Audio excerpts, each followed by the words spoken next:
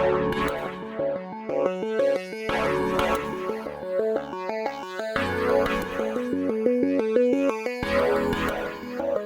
very much. It's always entertaining to follow Dave. Another energy product, this is uranium. We're building the only uranium mine in the world being constructed today, and it's in western Spain. And we're actually building it right at the bottom of the uranium price cycle. So everyone remembers Fukushima 12 years ago, and the uranium price has been falling steadily since. So quite literally, in October, November last year, the uranium price hit $17 a pound. It was $130 a pound, hit 17, and that's the point where we went to the capital markets and raised very, very large amounts of money and to start pouring concrete to build a uranium mine. And the point being is, as Dave knows in his sector, we're in a cyclical business. And you make money by building your asset at the bottom of the cycle and hoping that the uranium price will kick up by the time you come into production. That's what we're doing. Whereas you'll see lots and lots of people talking about particular commodity maybe running hard. That's possibly not the time to start pouring concrete. So the thesis of this investment here is right at the bottom of the cycle. And we're quite big. It's not a small mine. We will be number 8 or number 9 in the world in terms of production. And we're up there with BHP and Rio Tinto, 4.5 million pounds of uranium a year. And we're super low cost. So normally what you get is somebody say, look, I'm going to build a big mine, and it's going to be very, very low operating cost. And normally the capital cost is massive to go with it. But we've got this rare combination where our upfront capital cost is $100 million, and we're right at the bottom of the world cost curve. And to give you some idea, there's us and the Kazakhs who are there at the bottom of the cost curve. So we're right at the bottom of the cost curve. We've possibly got the lowest capital entry cost into the business. And then right now, what it looks like at the bottom of the cycle, it's very cash generative. So we make money, low capital cost entry, low cost, and we make money at the bottom of the cycle. And you say, why? How does that work? How can you do that? Well, part of the reason is we have an ore body that's very close to the surface. We discovered this ore body in September 2014. It's called Zona 7. It's literally 4 meters from the surface, 30 million pounds of uranium. It goes down to 100 meters. It's practically gardening rather than mining. Super high grade, leaches very well, great metrics, great economics. But the other reason is, the reason why the capital cost is so low, I'm afraid to tell you, is you guys have paid for it, well, in part of it anyway. And the reality is, the last decade, is Spain has been drawing down money from the European Union, building roads, railways, ports, schools, and airports it doesn't need. And of course, that makes our infrastructure costs lower. So we're $150 million lower than a comparable mine around the world. So that's why our capital cost is $100 million, not $250 million. So in a way, you're already long the asset. You haven't bought the shares yet, but you're long the asset. You've already paid for some of the asset. And the environment we're in, you all know this story. Here we are in the heart of the European Union, Spain, heartland European Union. Last year, Castilla y León lost 25,000 people. That's 25,000 people moved away. And in our area, the particular village next to the mine, it was a notional population of 600 people. There's now only 400 people that live there. Empty houses, literally walk away from the houses. Got a housing crisis in this country, not enough houses. This part of Spain's got not enough people. They're leaving because there are no jobs. So we come along and we say, we're going to build a very large uranium mine next door to your village. And they go, great. 25% of the village, that's 104 people and growing, 104 people out of 400 have put in fully documented applications for the mine. And so what we're doing at the moment, we employ 50, and we've already trained 120 people.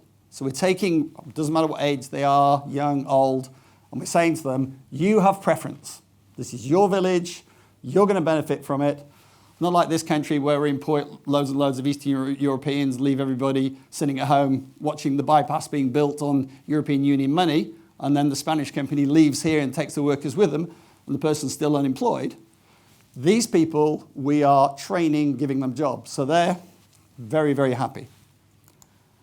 And we're doing all the good things you do that, all mining companies do this. We put back into the community. We're a temporary land user, temporary landlord. So during that period of time, as Bob Wilson of Rio Tinto used to say, you've got to treat yourself as if you're a good guest. You've got to look after the community.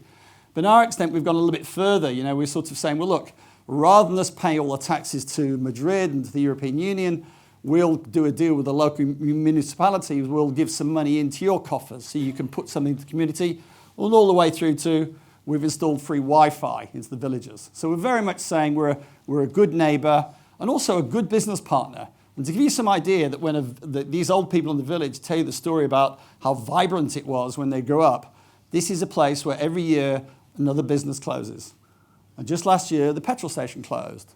So the pensioners have got to drive 20 kilometres to get things. So we're putting money into businesses to try and build it back up. The actual mine itself has got basically 10 years of mine life and then a tail. That's on the existing measured and indicated resources. This is what we've got, that's for sure.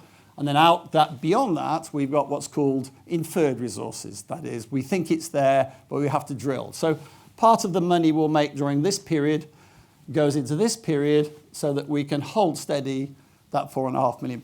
And that's what we call geological endowment. If you've got a very big land area with good geological endowment, as long as you put the money in, you can expect to be around at this steady state for some period of time. And there's mines like this have been going for 10, 20, 30, 40, 50 years by putting money into the ground and keeping going.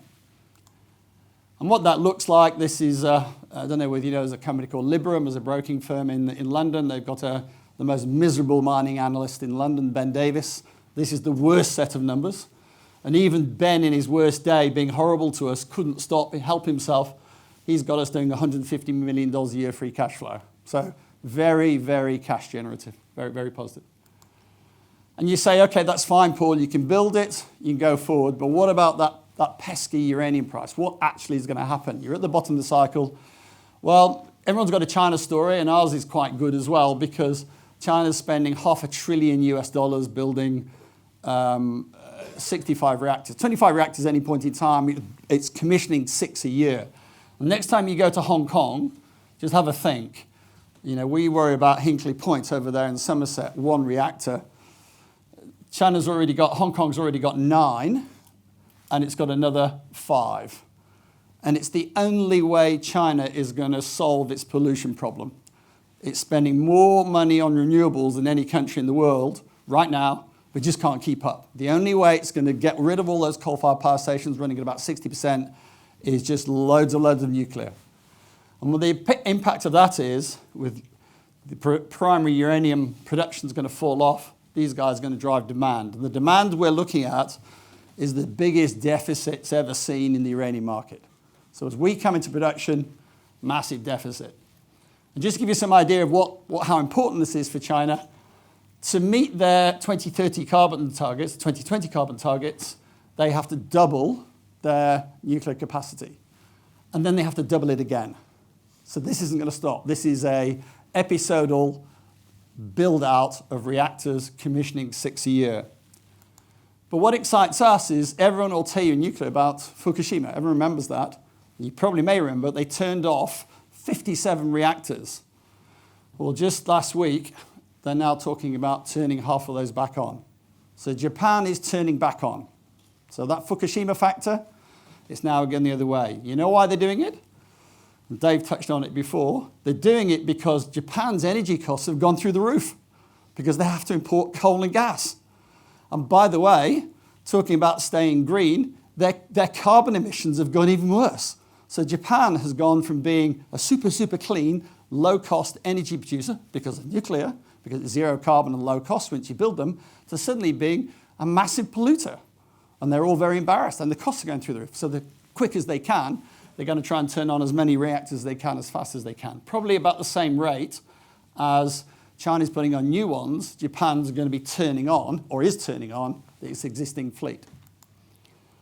And then you add those two factors and you say, okay, Paul, that's fine, but the big fleet of reactors around the world, the 350 of them that exist today, is in the US and the EU.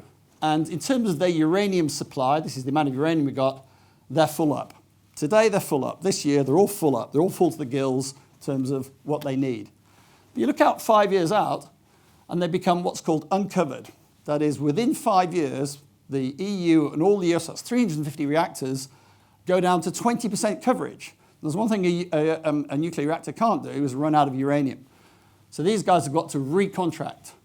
And the really exciting thing for us, we've suddenly got the Chinese, the Japanese, and now the EU and the US all recontracting.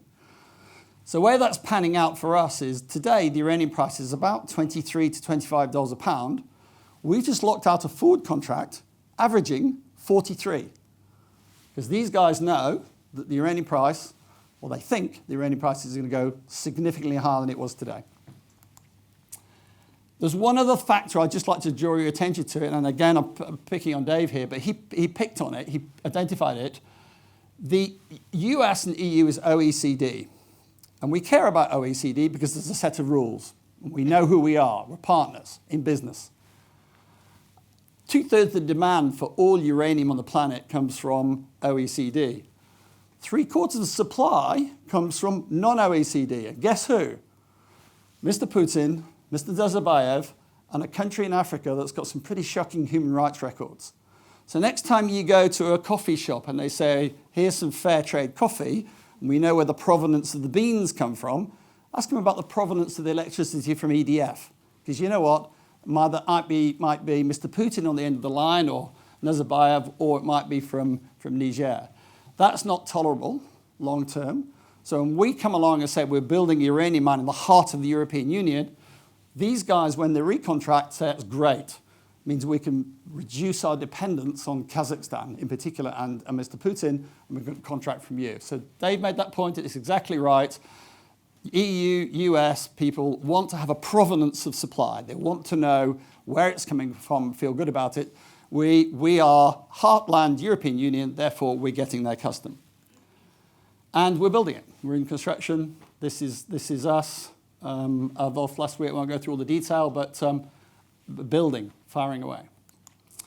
I'd just like to touch upon just one final thing on the supply and demand, and this applies to any sector. And I was interested in the gentleman talking about property. You know, when a market's oversupplied, the price comes down, and you have this. You can tell when you're getting near the bottom.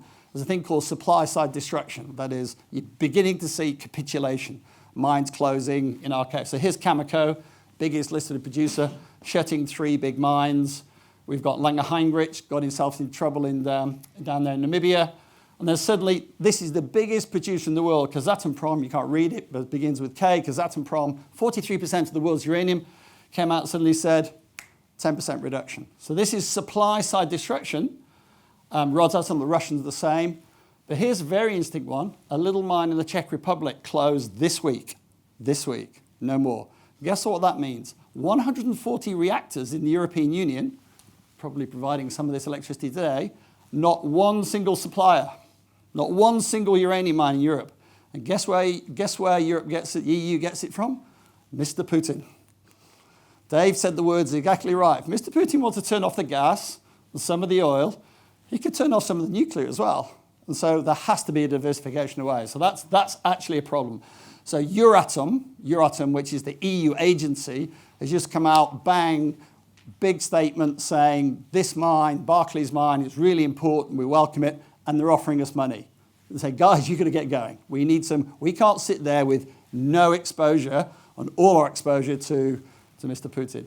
And these blue ones are this long-term demand I'm talking out there. These are the Koreans, the Americans, putting in long-term contracts. Here's one, 11 million pounds for a 5-year contract. These guys are going, okay, now we've got to recontract. So that's all that demand side. So there's a supply side disruption, and then the demand side kicking in. That's the sign when you're somewhere near the bottom of a particular commodity price.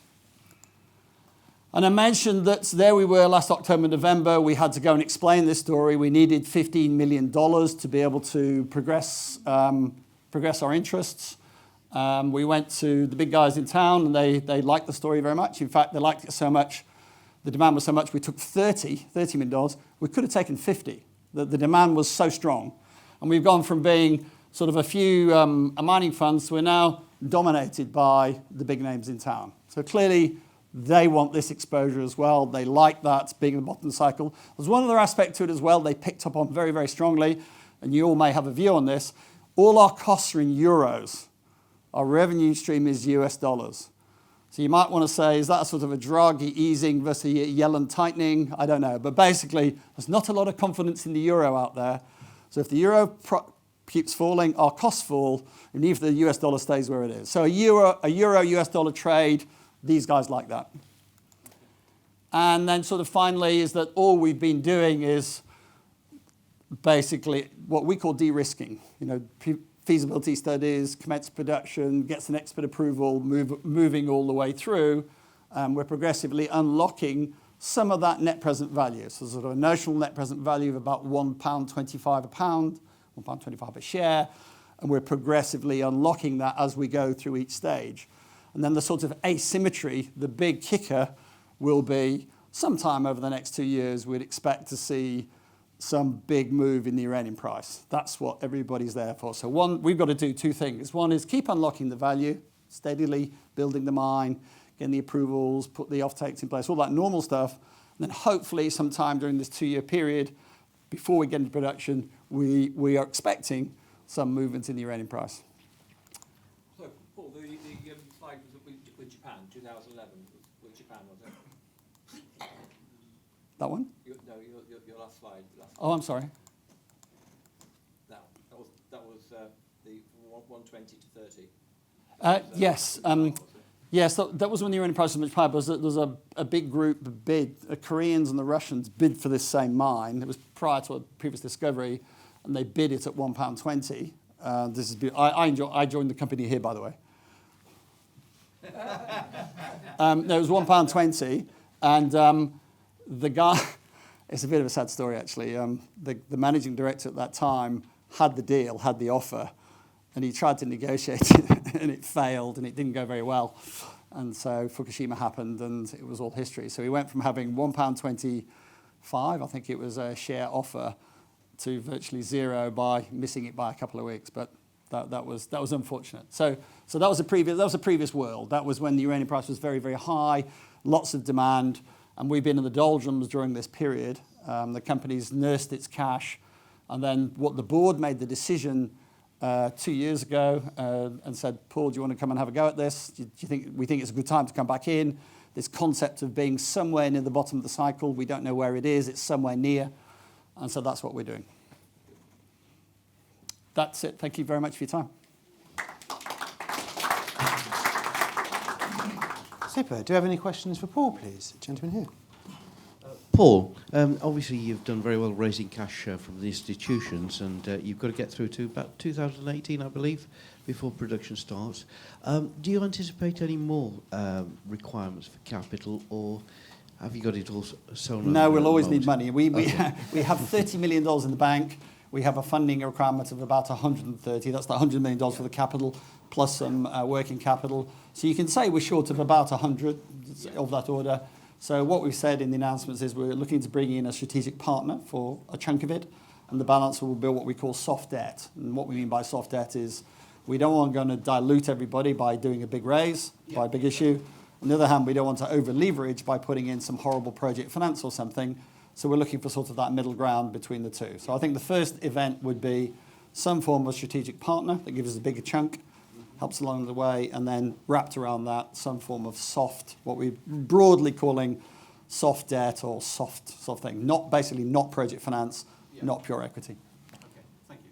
So by strategic partner, maybe not some sort of offtake agreement or something along those sort of lines? In this business, in the energy business, there's loads of reasons to be strategic. So it's not as specific as that. It could be the Chinese, could be one of the Chinese groups, could be one of the big utilities, it could be a sovereign wealth fund. They've all have strategic. So strategic in the sense of it's a big block of money that wants to be in this asset, to be in this business. It's not an equity fund. It's not a trader. It's not short term. They have a reason to be there. Understood. David? One of the best mining stories in the EU that I've seen. Do you get much pressure from Greenpeace? Because I remember the days that Greenpeace hated uranium. Now they just hate everything else. I hear that Greenpeace prefer uranium now to everything else. I like this guy. In fact, I'm going to send him to Spain to be my PR guy to handle the greenies. Yeah, we have greens. I'm going to use some of David's terminology today. They really piss me off because for the energy guys in the room, do you know what? If we're going to decarbonise this planet and we're going to have base load, renewables can't give you base load. Get over it. You've got to have a base load. And the only scalable base load that we've got on the planet today is nuclear. Why don't we get that out there and just actually have the conversation? So there is no developed economy on the planet that has decarbonised without nuclear, except for one country, Germany. And guess what Germany's doing? It's cheating. Do you know why it's cheating? It's getting electricity from France. So it is just, I say to the greenies when they're carrying on about nuclear, guys, you were protesting about uranium and nuclear in the 1970s. You haven't moved on. You have not moved on. Just move on. It's base load clean energy. We say nuclear and renewables are part of the base load energy mix. That's it. Any developed story. So yes, in answer to David's question, as you can tell, we have a bit of conversation with them, and they're like, it's like, no one against politics. It's like dealing with sort of a Jeremy Corbyn who hasn't left school yet. You know, they're locked into a 1970s mode, and there's no conversation. Whereas the science is out there. Sorry, Richard? A very nice presentation, Paul. Thank you. What was the share price this morning? About 49.5, 50 pence. 49.5 pence. 49.50, yes.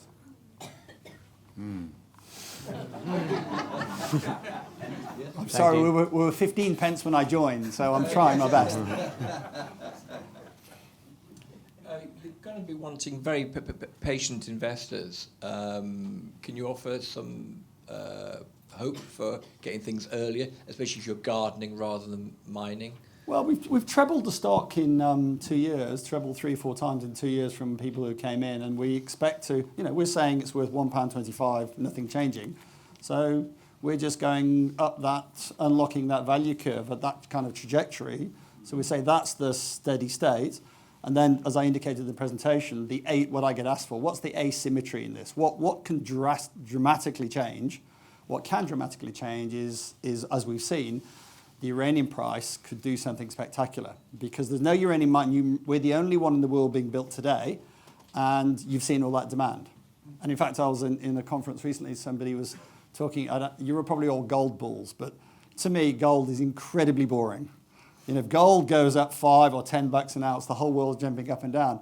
Uranium price, when uranium runs, it goes up 22 times, and all the stocks go up with it. So we're in a sector that, I said the words "we goes explosive," which wasn't a very good term using nuclear, but basically it is. Forget gold, forget anything else. This is a very, very small industry that is massive demand, very small production. So you can get these amazing moves. And that's the asymmetry that people are willing. You're saying willing to hold. Yes, during that hold period, we'll try and unlock the value, but you're sitting there waiting, and the way it's being described, it's like a rubber band. Eventually, it's going to go. 12 years of doing this. Yeah. Eventually, maybe, hopefully. Thank you very much. Gentleman here. Could you educate me, please, on the different kinds of uranium? I believe there are several kinds of uranium. Are they found together, or have you got the right kind, or doesn't it matter what kind you've got? I would not try to educate anybody in this room, but the question relates to, we've got to understand what we are. We're only a mining company, and all we do is mine ore and turn it into a concentrate, which is called yellow cake, and send it in a drum. So the uranium issues you're talking about is when it's actually concentrated, converted, turned into uranium hexafluoride, turned into fuel rods and put into nuclear reactors. The bit we've got to worry about is actually in the mine, the minerals, and those minerals are uraninite and coffinite. The two minerals we have, and they're very common, very, very common uranium. So we've got a very common uranium minerals, and all we do is concentrate it, put it into turn it into yellow cake, put it into drums, we sell at that point. We do no conversion, no enrichment, no fuel rod assembly. We do no other part of the fuel cycle. Does that answer the question? Yes, it does. Thank you very much. Is your activity open cast? No, it's not open cast. Open cast meaning what open cast is, it's a term from the coal mining industry where you have a strip and you cast. Ours is open pit, but it's what we call continuous rehabilitation.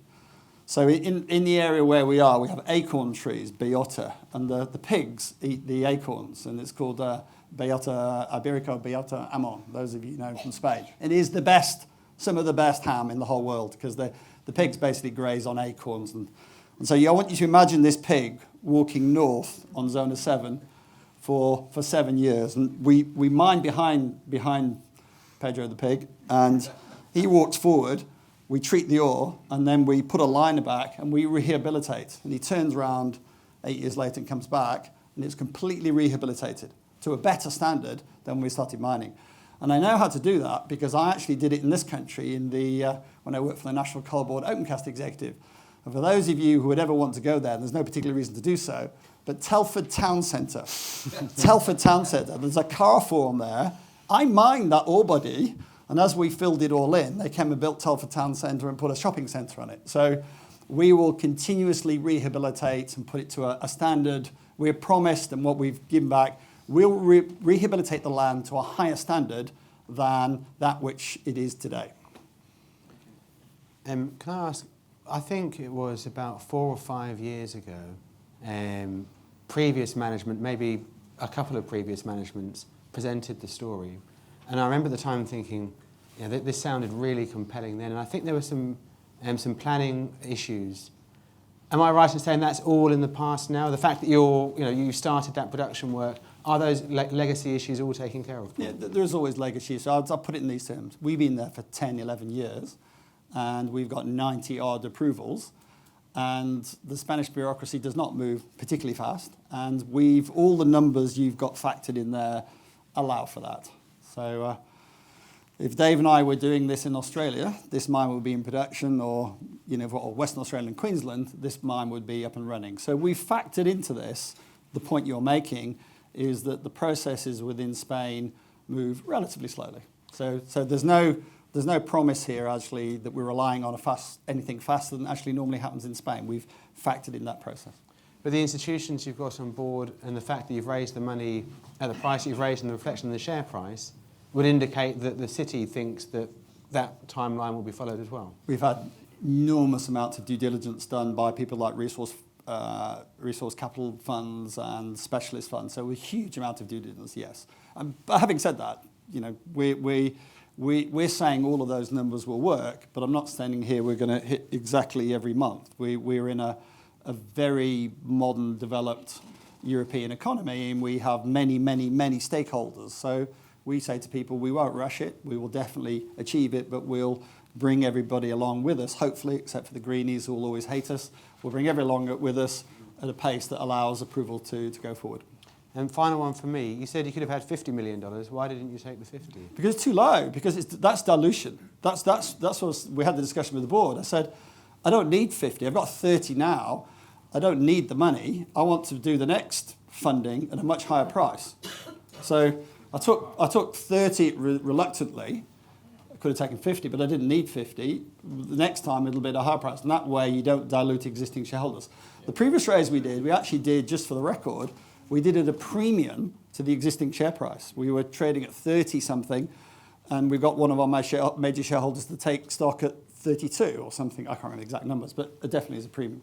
Gentlemen, towards the back. Yes. I was interested to hear that you're doing some forward deals at $43 on the uranium price. How much are you doing forward deals of your sort of in summary, because it de-risks your future. Yep. Income stream. First 2 years, we're aiming for at least 50% coverage, so that when we're putting big lumps of capital in and commissioning and all those things that can go horribly wrong, we want to make sure that we don't have a working capital problem. We can, if the uranium price is still low, we've actually locked away a good return over those first couple of years. On the other side of the equation, we get a little bit of conversation with bigger shareholders that are saying, do you know what, we actually want the exposure to the uranium price, so we don't want the 100% coverage. So I think 50% coverage for the first 2 years is about where people are comfortable with at this point. Okay. We have time for one final question if anyone has one. Otherwise, the gentleman here, please, Archie. Nuclear fusion, that's on the if they ever get that to work, how will it affect the uranium? I'll retire. I'll hand this over to the chairmanship of Dave, and I'll go and find a thorium deposit somewhere. No, it's I've got one of these. yeah, okay. I thought Dave. The reality is that these new technologies in energy take a long time. I'm a big fan of thorium. I think we should have small-scale thorium reactors in the world. I'm also a big fan of small SMR, small modular reactors. But you know, even the earliest of those are 20, 30 years away, I'm afraid. So I agree with the science, but I think the commerciality is a long way out.